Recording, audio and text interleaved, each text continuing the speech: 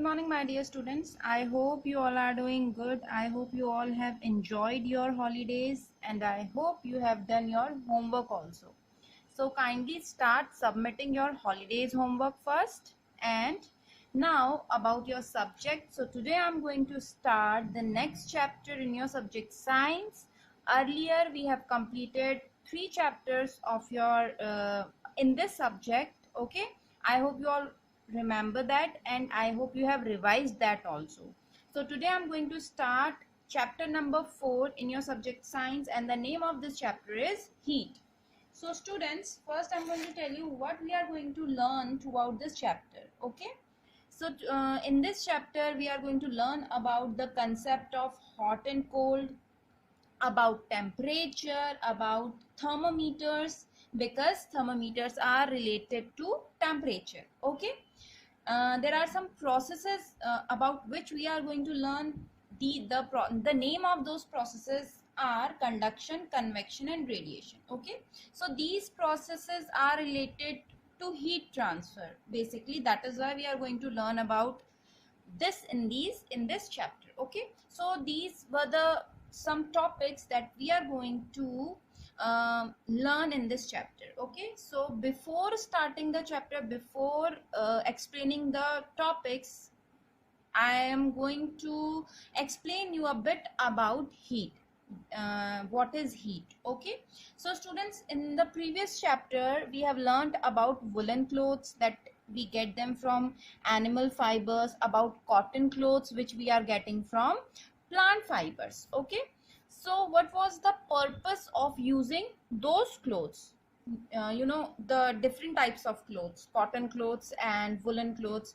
Woolen clothes we use them in the winter season and cotton clothes we use them in the summer season. Okay, so basically students, मैं आपको ये बताना चाह रही हूँ कि according to the seasons we use different types of clothes. ठीक है, जैसे कि समर सीजन में हम कॉटन के क्लोथ्स पहनते हैं और विंटर सीजन में हम वुलन क्लोथ्स पहनते हैं. ठीक है, और ऐसा क्यों करते हैं? क्योंकि विंटर में हमें ज़रूरत होती है गर्म रहने की और समर्स में हमें ज़रूरत होती है ठंडा फील करने की. सो ये जो फीलिंग होती है students of hotness and coolness, this is because of the heat. ठीक है, और बेसिकली हीट क्या है? हीट एक आप कह सकते हैं फीलिंग है जिसमें हम हॉट या फिर कोल्ड फील करते हैं. ठीक है, the difference in the temperature, okay, that we observe, that we feel, that is basically heat. ठीक है, degree of hotness, feeling of hotness. ठीक है, so on the basis of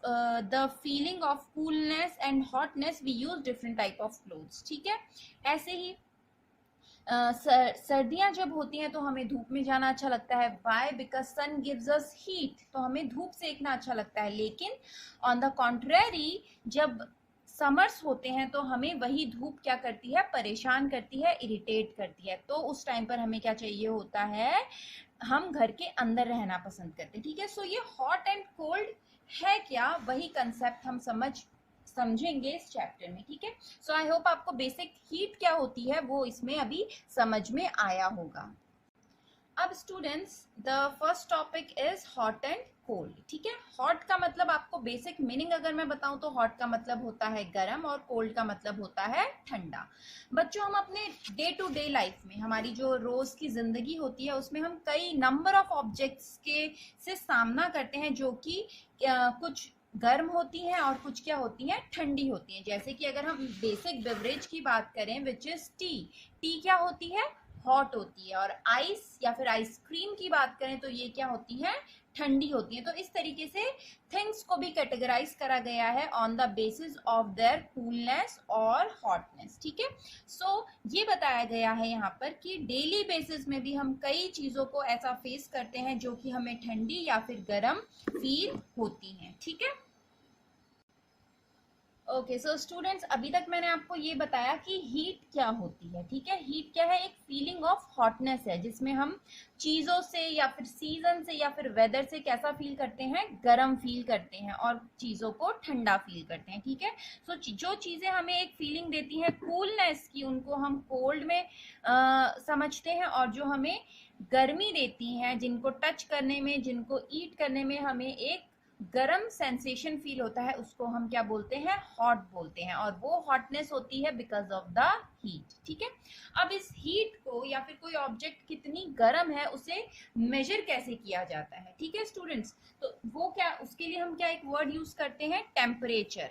temperature क्या है, एक डिग्री ऑफ हॉटनेस है। ठीक है, क्या है, एक डिग्री ऑफ हॉटनेस की कोई चीज कितनी गर्म है, वो उसका हमें क्या बताती है, टेम्परेचर बताती है। तो और ये टेम्परेचर किस तरीके से मेजर किया जाता है, एक इंस्ट्रूमेंट होता है which is used to measure the degree of hotness and that instrument is known as thermometer. आप सबने इसके बारे में सुना होगा, थर्मोमीटर के बारे में। ठीक है, कभी भी फीवर आता है, ठीक है, कोई भी किसी भी चीज का हमें अगर उसका हॉटनेस या कोल्डनेस चेक करना है तो हम क्या यूज करते हैं, थर्मोमीटर का यूज करते हैं। अगर कोई चीज बहुत ज्यादा गर्म है तो टेम्परेचर क्या होगा, हाई होगा। अगर कोई चीज ठंडी है तो टेम्परेचर क्या होगा, लो होगा। जैसे कि आपने सुना होगा basically 100 degree Celsius, 0 degree Celsius. ठीक है, you all must be aware about these degrees. So ये हम किससे किससे मेजर करते हैं बच्चों, ये जो मैंने अभी बोला 100 डिग्री सेल्सियस,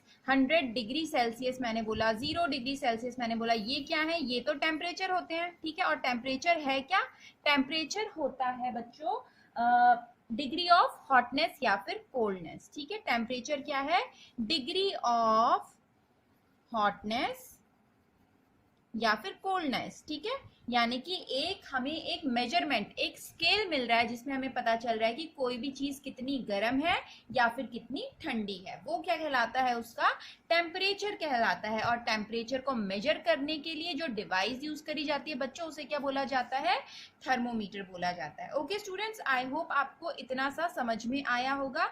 स्टिल किसी को बच्चों कोई भी डाउट होता है इस चैप्टर में अभी तक जो भी मैंने पढ़ाया, तो आप मुझसे कांटेक्ट कर सकते हैं। ओके, ठीक है, ये तो बात हो गई टेम्परेचर की और थर्मोमीटर की कि टेम्परेचर क्या हमें बताता है, किसी भी चीज, कोई चीज कितनी गर्म है वो हमें पता चलता है टेम्परेचर से। ठीक है, और उसको मेजर कैसे किया जाता है, with the help of thermometer. ठीक है, अब जब थर्मोमीटर की बात हो रही है बच्चों, तो थर्मोमीटर क्या होते हैं, ये तो हमें पता चल गया कि वो मेजरमेंट करने के लिए यूज किए जाते हैं। अब यहाँ पर हम इस चैप्टर में स्टूडेंट्स दो तरीके के थर्मोमीटर के बारे में पढ़ने वाले हैं। ठीक है, first one is clinical thermometer and second one is laboratory thermometer. अब क्लिनिकल थर्मोमीटर बच्चों आप सबने देखा होगा, कुछ इस तरीके का दिखाई देता है। ठीक है, ये बेसिक क्लिनिकल थर्मोमीटर होता है। ओल्ड डेज से हम लोग यही थर्मोमीटर यूज करते हैं। ठीक है,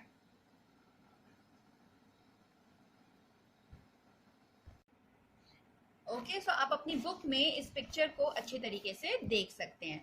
आप यहाँ पर देखेंगे इसमें कुछ नंबर्स लिखे हुए हैं। ठीक है, सो इसकी जो बच्चों रीडिंग होती है, ओके, जो एक क्लिनिकल थर्मोमीटर है उसकी रीडिंग स्टार्ट होती है स्टूडेंट्स 35 डिग्री सेल्सियस से और एंड होती है 42 डिग्री सेल्सियस पे।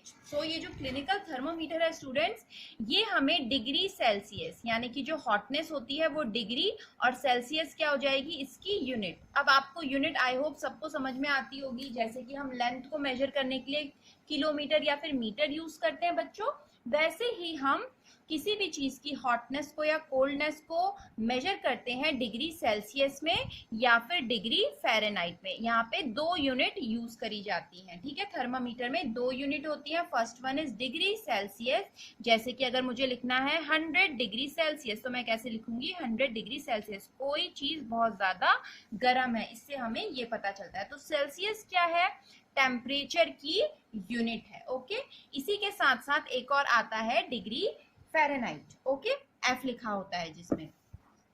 तो यहाँ पर अभी हमें देखना है डिग्री सेल्सियस। सो ये जो क्लिनिकल थर्मोमीटर होता है बच्चों, इसमें रीडिंग स्टार्ट होती है आपकी 35 डिग्री सेल्सियस से 42 डिग्री सेल्सियस पे, यानी कि सबसे लोवेस्ट टेम्परेचर जो इसमें हम मेजर कर सकते हैं वो क्या होगा 35 डिग्री सेल्सियस, और सबसे हाईएस्ट जो होगा वो क्या होगा 42 डिग्री सेल्सियस। ठीक है, यहाँ पर इन्होंने मैक्रो लेवल में भी दिखा रखा है, आप अपनी बुक में इजिली इसको देख सकते हैं। ओके, अब स्टूडेंट्स हम इसको मेजर कैसे करते हैं, थोड़ा सा हम अब डिस्कस करेंगे अबाउट क्लिनिकल थर्मामीटर की ये वर्क कैसे करता है, ठीक है। सो आपको थर्मामीटर समझ में आ गया। बेसिकली थर्मामीटर क्या होती है बच्चों, एक ये बना किससे होता है, ठीक है। इसमें आप देखेंगे ये ग्लास की होती है, इसकी बॉडी बच्चों लॉन्ग होती है, नैरो होती है, ठीक है। नैरो का मतलब पतली, ठीक है, लॉन्ग का मतलब लंबा, और ये बना होता है स्टूडेंट्स किससे, ग्लास ट्यूब से बना होता है। अब आगे आप इसके देखेंगे, यहाँ पर आपको एक मेटल कैप दिखाई दे रहा है, ठीक है, जो कि इस ग्लास के ऊपर लगा हुआ है, और इसको क्या बोला जाता है, बल्ब बोला जाता है। क्या बोलते हैं इसे स्टूडेंट्स, बल्ब बोलते हैं, ठीक है। अब इसमें क्या होता है स्टूडेंट्स,